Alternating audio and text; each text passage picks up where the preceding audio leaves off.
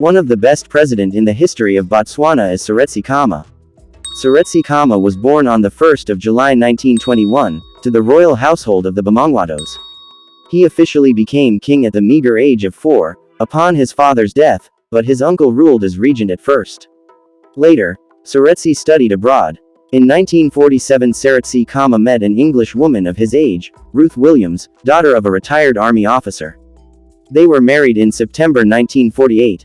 Uncle Chikiti ordered Seretse home to berate him and demand a divorce. But, after a series of public meetings in Sero, Seretse turned his people against Chikiti, and was popularly recognized as cozy together with his wife. Chikiti gave way and went into self-exile. The proclamation of a black chief with a white wife, in a territory strategically placed between South Africa and the Rhodesias, caused outcry among white settler politicians. South Africa had come under the control of white Afrikaner nationalists in 1948. The British were told that there was no chance of the pro-British opposition party winning the next all-white election in South Africa, if Seretse Khama was allowed to be chief of the Bangwado. The Labour government in Britain desperately needed South African gold and uranium. It agreed to bar Seretse Khama from chieftainship. The Commonwealth Relations Minister denied that the government was bowing to racism, and lied about this before the House of Commons. A judicial enquiry was set up to prove Seretse's personal unfitness to rule. However, Justice Harrigan concluded that Seretse was eminently fit to rule. His report was therefore suppressed by the British government for 30 years. Seretse and his wife were exiled to England in 1951, and in 1952 the new Conservative government declared the exile permanent.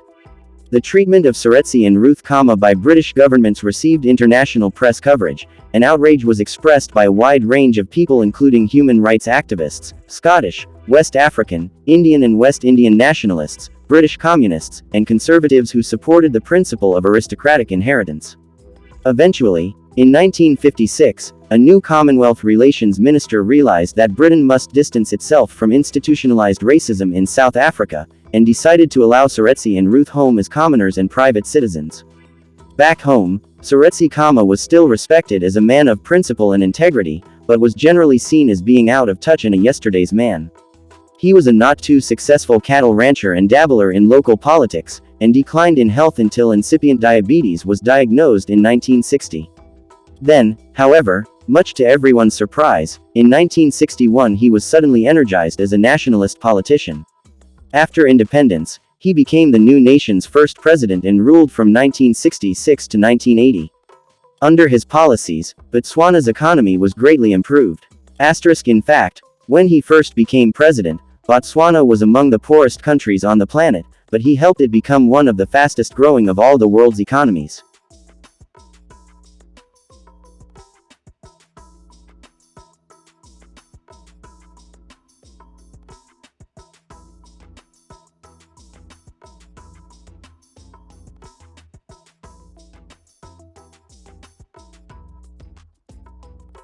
I think it's healthy to have an opposition which is effective, because it keeps the government on its toes. I would like to have had it, although I'm not going to do anything at all to create it.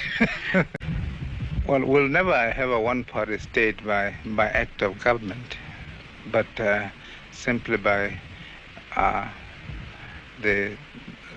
what the electorate itself chooses. But we are not going to sort of pass laws to make ourselves into a one-party state. Quite a lot of that in Seretse, but they seem pretty well organized here. Quite a lot of people, they don't need any much more help. I suppose that, well, with a family, the worst thing is having to send children away to boarding school at such a young age. So you say goodbye to them, you see them then only 3 times a year. From the age of about... I wouldn't like to go back to Britain to live, because I was always thoroughly miserable in the cold weather. I much prefer a hot climate to a cold one. Also, the pace is very much slower here. You don't realize it until you get right into the heart of London. Start trying to keep...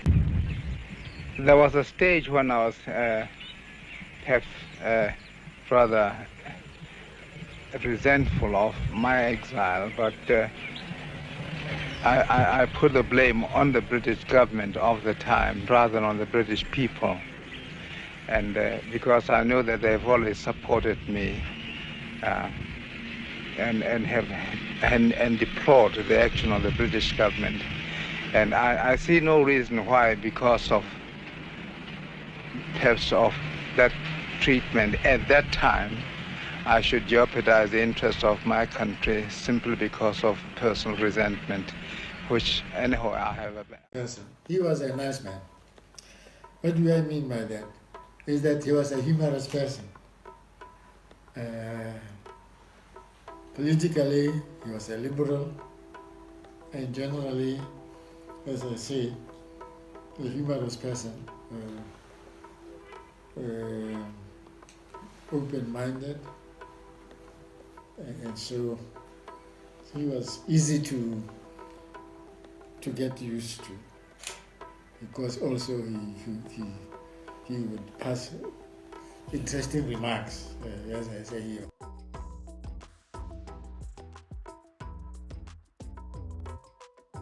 There are quite a lot of memorable things that I could relate. Maybe the earliest ones, even though I was very, very young, and because at that age you can't really retain much memory of what happened, was I have a couple of snippets of when I was in the UK. Because as you know, my father was sent into exile by the British government for marrying my mother, and I was born there and spent the first 3 years of my life there. Well, right from an early age and being brought up in this traditions and culture here, and being his son, I did know that one day I would inherit the chieftainship, but never being president like he was. And I think the main reason behind that was that I never had any ambition to go into politics, as you're aware.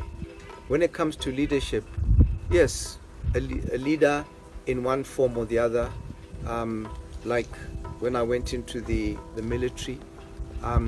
In the military, there's a lot of emphasis is given to leadership.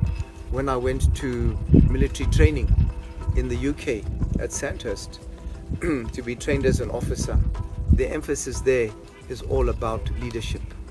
So one knew that whatever you may have picked up, either in your character or from someone like him about leadership, there was also the training in leadership that one went through as well.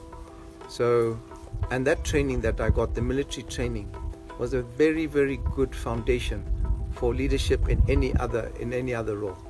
But certainly when it came to the presidency, that was far from it was off my radar screen at the time. Yes, he was strict. You know, a lot of the sort of the chores that went on in the house, your behavior, your conduct, do this, don't do that, was something my mother, her role, she took up in doing that a lot. And he would be just there, present, but not getting directly involved. So if we became naughty, as we sometimes were, especially my brothers, if my mother felt that she couldn't control us, she would then turn to my father and she would say, "Oh, Seretse, can you talk to so-and-so?" And when she said that, before he could even speak, we were on our best behavior. So he had that aura around him that you just knew you didn't mess with him under any circumstances. She just had to mention his name and we were angels. Have a stick used on me, and I've told people it was my sister's fault that happened on that occasion, and it was behind here, the house, in the backyard. He was with some people talking at the back outside there. And then I went over to go and see them, and he said to me, "Do you see that stick over there?" And I said, "Yes." He said, "Bring it over." I had no idea what was going to happen. So I went and I brought it to him, and he said, "Okay."